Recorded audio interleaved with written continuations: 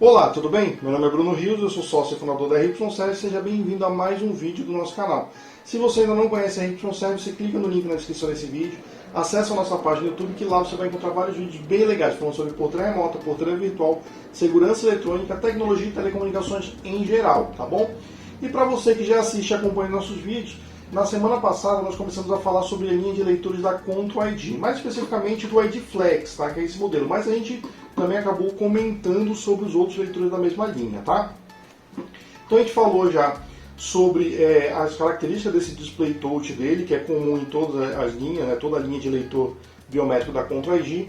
A gente falou também sobre a quantidade de entradas e saídas que cada leitor tem, como por exemplo o ID Access comum e o ID Fit. Os dois possuem dois relés, então você consegue abrir duas portas utilizando o mesmo leitor. E eles também possuem 5 entradas de sensores, então você consegue monitorar outros ambientes como se fosse um alarme, tá? É uma característica desses dois leitores. Já o ID Flex, ele tem a versão IP65, que é aquela com a proteção, né, para incidência de chuva, sol, e ele tem a SecBox que nós começamos a falar no vídeo passado, tá? No vídeo da semana passada.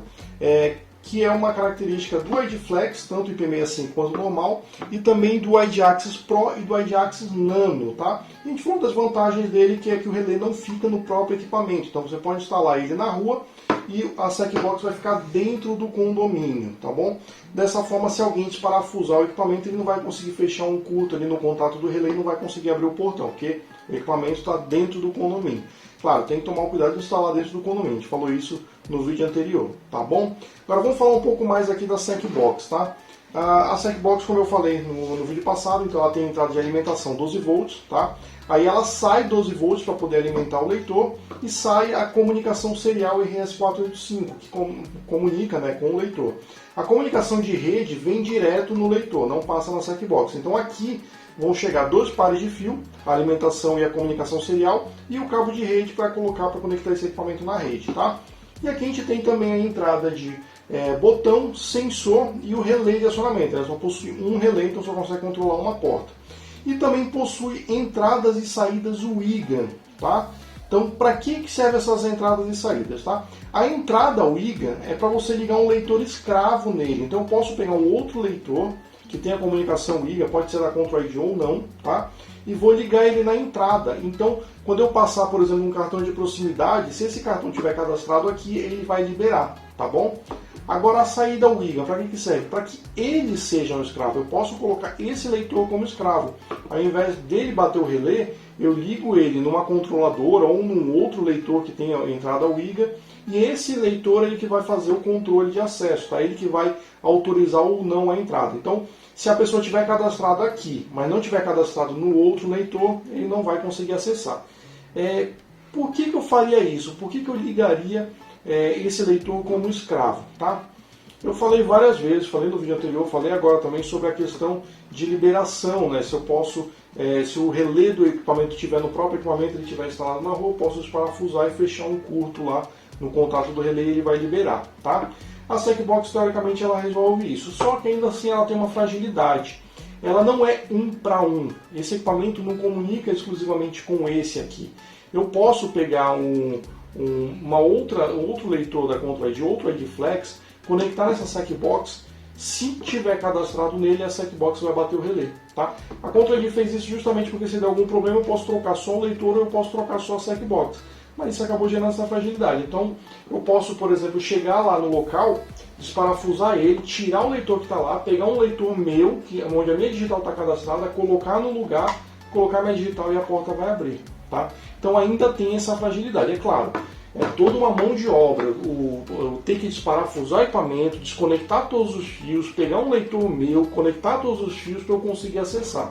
Não vai ser uma coisa tão comum de acontecer, mas é possível, tá? Então tem essa possibilidade. Então, para resolver esse problema, se você quiser levar uma segurança a mais, então ao invés de você utilizar o relé dele, você utiliza ele como leitor escravo e liga ele numa placa controladora. A própria Control ID, ela tem a ID Box, que é uma controladora. Ela é grandona, ela tem um displayzão grandão, tá aqui na imagem, tá? E você consegue ligar 4 leitores WIGA nele, tá? Ele tem 4 relés, 4 entradas de sensor, 4 botões, Tá? Então, mesmo que a digital esteja cadastrada no leitor, se não estiver cadastrada na Edbox, não vai liberar. Eu já liguei também esses leitores da ControlID naquela placa Ethernet 2 da Linear, né, da antiga Linear, atual NICE. Também comunica, é o IGA, o protocolo IGA. Então, estando cadastrado nele, tem que estar cadastrado também na controladora. Se tiver só nele e não tiver na controladora, não vai liberar. Então, se alguém for lá e substituir o leitor, quando ele passar a digital vai dar acesso liberado, mas a controladora não vai abrir. Então você aumenta a segurança dessa forma, tá bom? Agora a gente vai fazer o teste. Lembra que eu comentei com vocês sobre incidência de luz, que a IP65 tem aquela proteção? Então, vamos fazer o teste agora da lanterna, tá bom? Bom, então aqui está o leitor da ControlID, tá? À frente aqui do ID Flex, tá bom? Vamos fazer agora aquele teste da lanterna. Então vou pôr primeiro meio digital, tá vendo? Acesso liberado. Vou pôr um dedo não cadastrado, acesso não identificado. Vou pôr novamente o dedo cadastrado, acesso liberado. Então agora vamos pegar aquela mesma lanterninha que nós utilizamos no teste da Hikvision e vamos colocar a incidência de luz diretamente no leitor. Vou pôr meu dedo e não libera. Pôr de novo, não libera. Vou pôr de novo, vou tirar a lanterna e acesso liberado. Se eu coloco novamente, ele para de liberar. Tá vendo?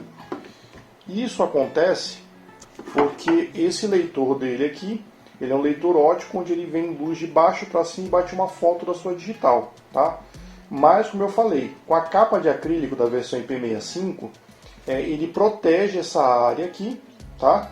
E faz uma sombra, então ele corrige esse problema. Então isso não é um problema quando você utiliza a versão IP65, ou se você tiver uma área coberta, tá bom?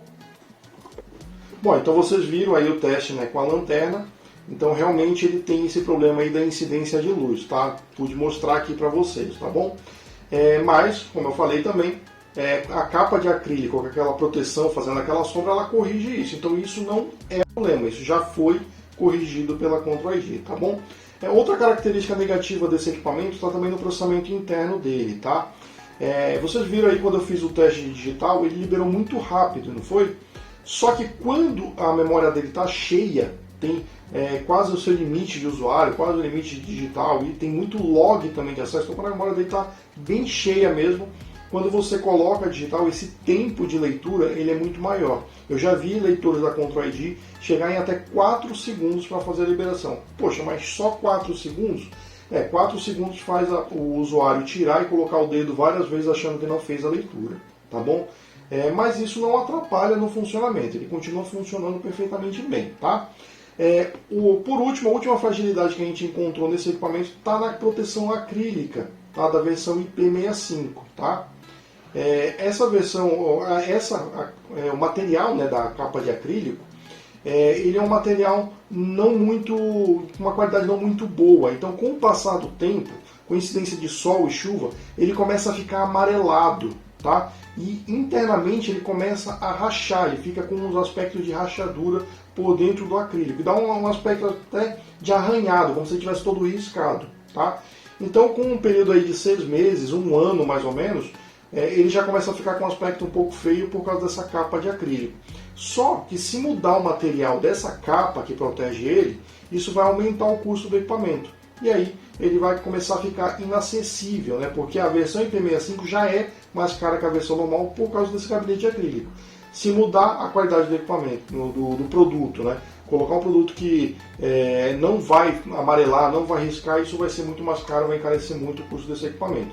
Então, às vezes é até mais barato a cada ano comprar só a capa de acrílico e substituir do que a ControlID ir lá e pesquisar algum material que com incidência de sol e chuva ele vai continuar transparente, isso vai ser um valor extremamente alto, ninguém vai querer comercializar esse leitor, tá bom?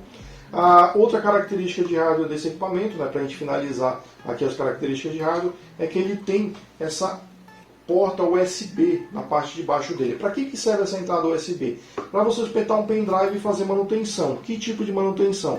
Eu posso fazer backups dele, eu posso fazer backup de usuário, backup de configuração ou backup geral. Até backup de log eu consigo fazer no pendrive acessando o display dele, eu tenho lá a função backup e descarrega tudo no pendrive. Eu vou em outro equipamento que está zerado, conecto o pendrive lá e restauro esse backup. Então eu consigo instalar vários equipamentos standalone sem precisar estar com o cabo de rede conectado eu cadastro tudo em um único equipamento, depois eu vou fazendo backup e restauração em todos os outros leitores e todos ficam com os mesmos dados, tá bom? E eu também consigo fazer atualização de firmware. Eu posso colocar o firmware no pendrive, espetar aqui, acessar o menu, ir lá em atualização, buscar do pendrive e aí ele vai e atualiza o firmware do próprio leitor, tá bom? Então essa entrada USB também é uma grande vantagem aí em cima dos leitores da Control ID, tá bom?